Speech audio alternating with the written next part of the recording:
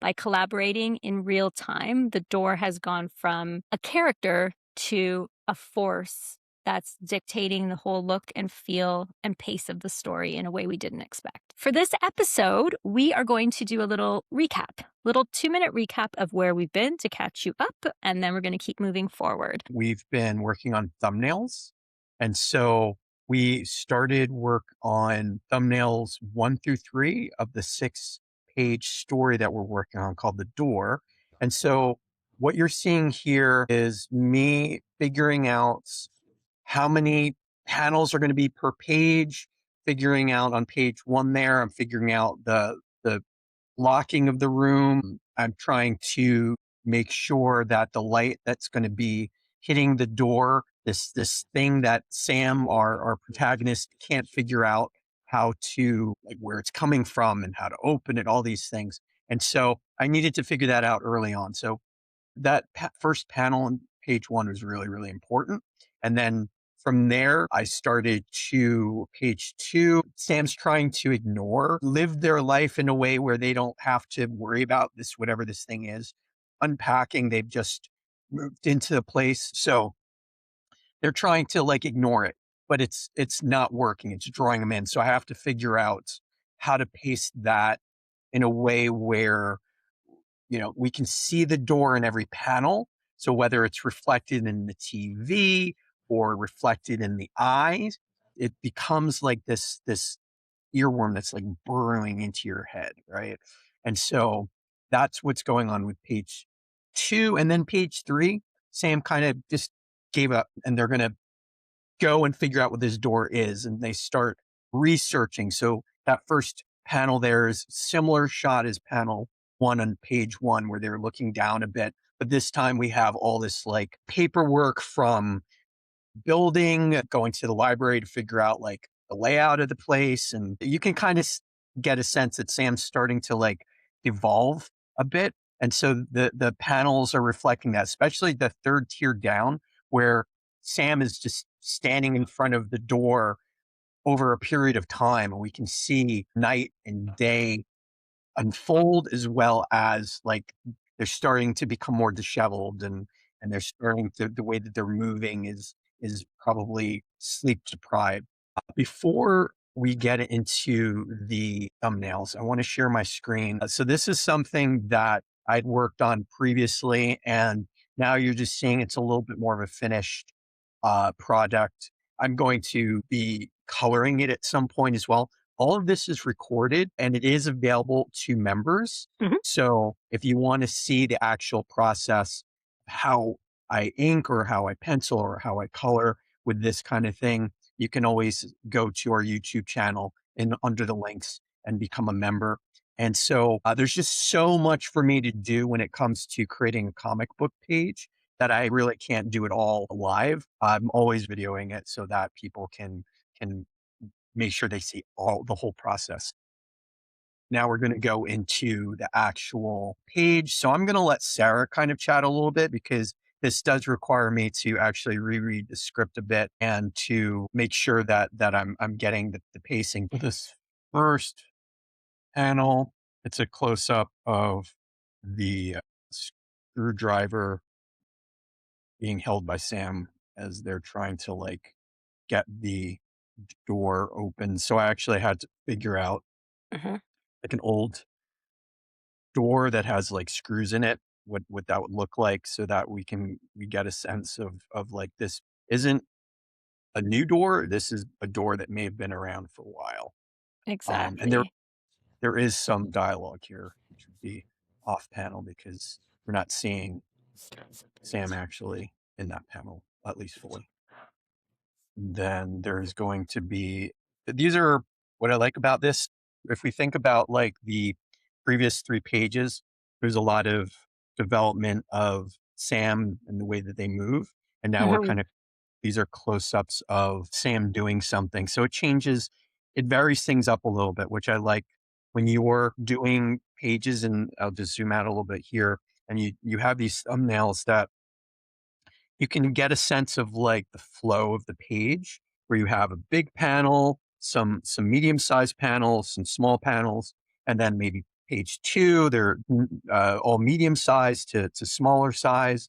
So you want to vary your panels just if you can. Obviously, you're going to be doing the story the best you can. So if it requires similar types of pages for each one, you're going to go in that direction, especially if that's the direction the writer wants you to go in.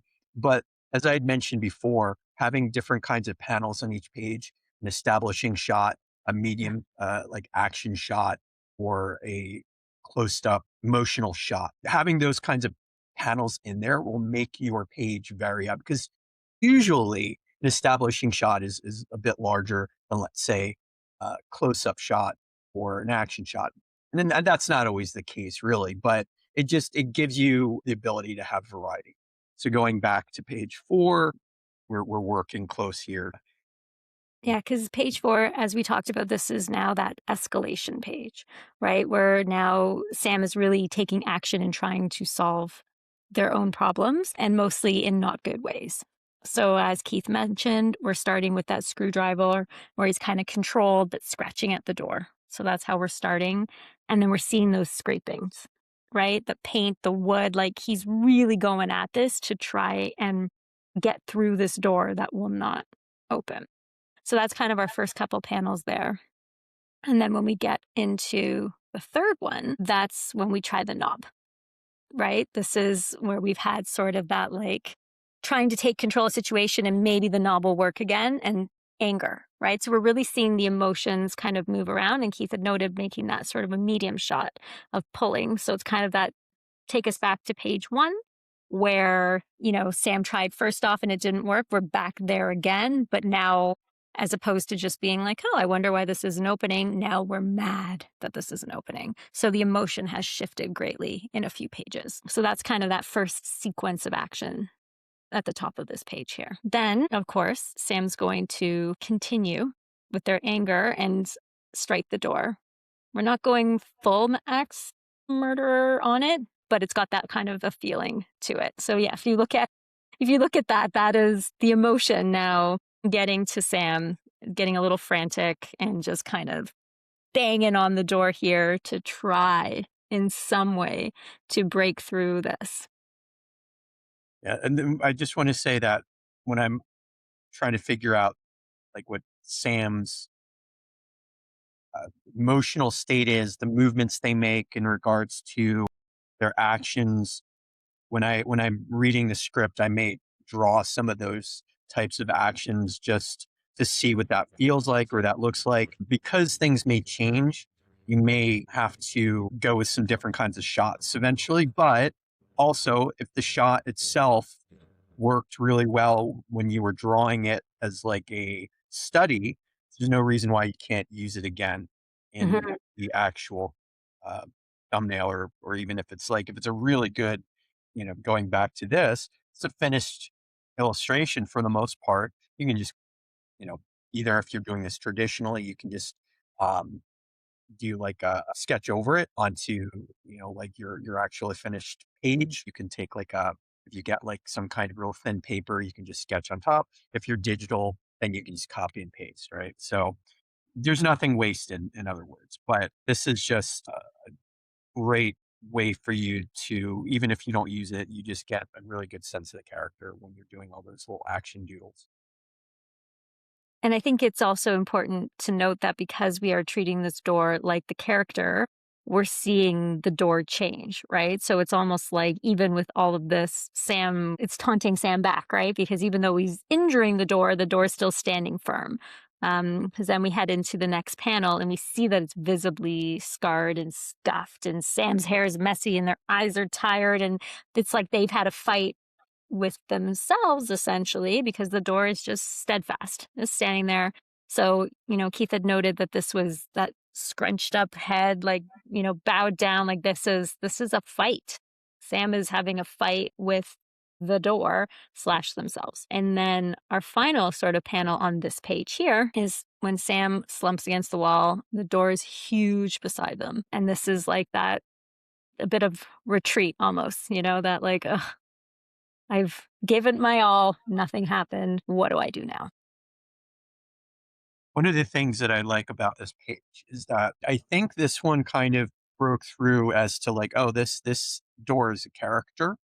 Like I started to actually think about the door perspective, both physical and literal, like a in a way where figurative, I guess, more figurative in a literal way, which is we're actually going to be some of these shots as if we're seeing over the shoulder of the door, right? Something like that to make it feel like the door is seeing what this person is doing.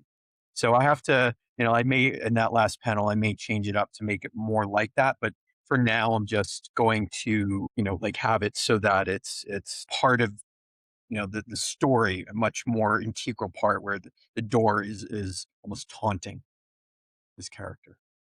Yeah, and it's great to see all of the pages and panels laid out next to each other like this to really see how the story has progressed in such really a short amount of time through these emotions and through this mental state to get us to where we are at the end of page 4. So now we're heading into page 5, which is going to start with the first panel of Sam on the floor, just spent, like done.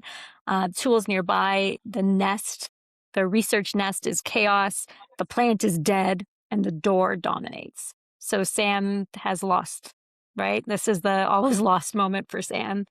They've given up. So that's sort of how we're starting into this page. And then in the next panel, stillness and a small sound from the door. So this is, we talked about a close up of Sam with their heads smushed on the floor, their eyes closed, and the creak. Something just happened. So one of the things that I'm thinking about is like, do I want to have some of these panels open, some of them closed? Hmm. What I mean by that is if I were to let this panel bleed to the edges here, does that make it more impactful because it feels like it's coming off the page? Or am I going to close it up to make it more claustrophobic? So these are some of the things that I'm thinking about, and I may change it up just depending on what I do with other pages and other panels. But like, for example, going back to page 4, I am thinking that panel 5 is going to be open and then the last panel is going to be closed almost to make it feel like it is a bit more claustrophobic.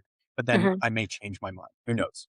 Right. But with panel 1 and page 5, for now, I feel like it could be open. Now, Hmm. one of the things you want to think about when you're planning your pages like this, because you see I have page 4 and 5, they're going to be open together.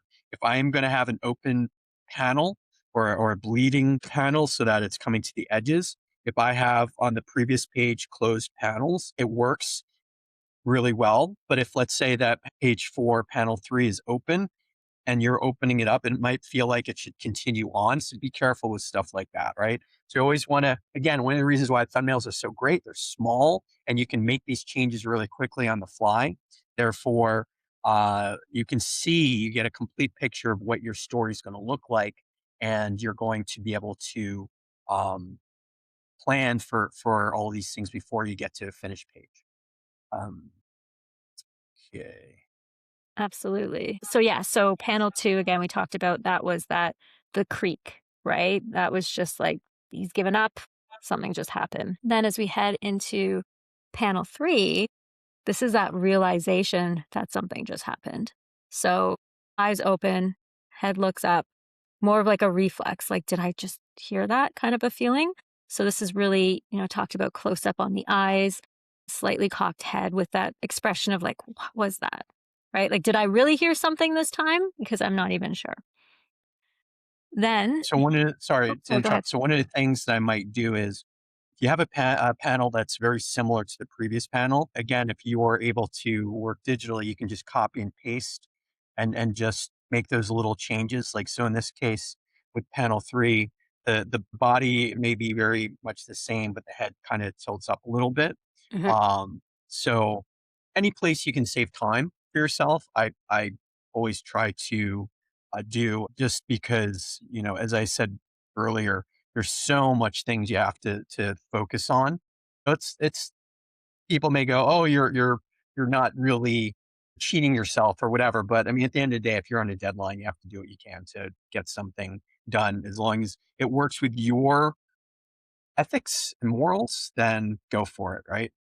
Yeah, and I think that, reusing that in this way makes total sense. Like, why would you redraw it if you're just going to change a portion of it? And because there is very little movement in Sam in this moment, it's that just the slight movement, reusing it makes sense. So after that, we head into panel 4, and this is the door is open a crack by itself. So after all this time, the door has opened. Sam had nothing to do with it, and we see darkness, negative space, no detail, no depth, nothing. This door is to nothingness, and this is sort of that feeling of like, "Oh my god, what just happened?" So now that I've kind of drawn this panel, I may actually go, they're all the same size essentially, but I may actually go because I like the fact that the panel 2 is like a close up. It's like you would say it's an extreme close up. Panel 3, I'm actually thinking I might make it pull out a little bit more, is if the camera is slowly as this door is slowly opening, that the panel is our camera view is slowly pulling back.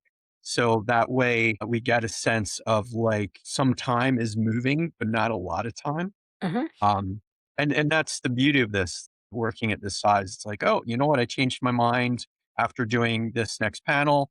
Well, now I'm going to change up the previous panel because it works that way. It just feels like it's a better decision to make. And thinking about like there's no dialogue here, but there is a sound effect, and I may actually. Well, there is. I'm sorry. There is a little dialogue and panel 3, 3 and 4. But one of the things that might be kind of interesting is to take the sound effect of the creak and mhm. lay it on top of these 3 panels here, right? So, Oh, that's neat. just think something I thought of at the moment. It wasn't anything I'd thought of before, but it makes it feel like it's connecting that, um time it's connecting in time that this person is going through in an interesting way, in a way that makes it feel a little bit kind of scarier, I think, especially if we're gonna see that line where the door is, maybe it's right by their head, and we could even make it so that on that second panel, we don't really see that line. If I zoom in a little bit, you'll see what I'm talking about right here. So I'm gonna be drawing like a Mhm, line where the door would open. So we imagine that let's say, then this panel here, we're going to get a little bit more that door. And then here it's for sure, we see there's the doors open, there's the doorknob there on the other side, right there. Maybe we actually see it like that. So these are all things that you can play around with, and if you look at it and you're like, "That's not really working," you can just erase it really quickly and do a new panel or a new page. That's the beauty of this.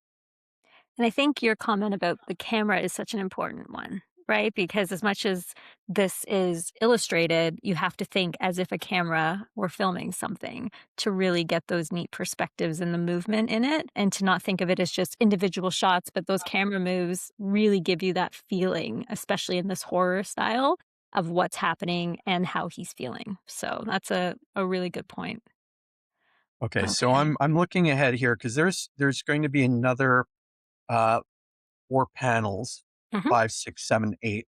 So I'm thinking with the space I've got, I'm gonna play this out. This may not work, but if it doesn't, then I can.